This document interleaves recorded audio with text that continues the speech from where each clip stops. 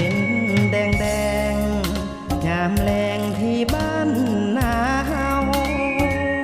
ลมพัดแผ่วเบาพัดเอายอดไผ่โอนเอ็นเสียงสากุณาแววมากับสายลมเย็นพายใจอ้ายคิดเห็นเนื้อเย็นคนที่เคยเคียงตาเว้นแดงแดงยามแรงอ้ายควรหวนหาโอ้สาบานนาขวัญตาบ่นาลำเอียง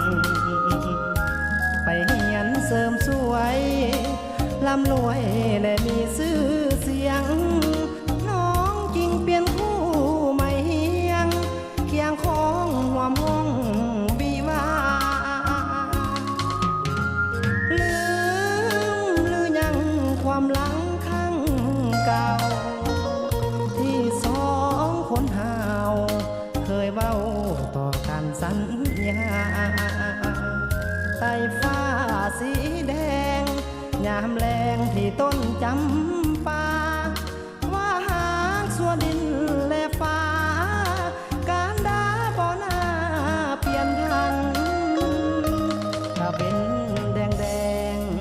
ยามแรงคอยคำวันใดพายหัวใจวันไว้โศกเศร้าลำพันตาเป็นหลับฟ้าวันหน้ายังหวนกับหันบ่เหมือนดังน้องแจ่มจันเปลี่ยนพันไปบ่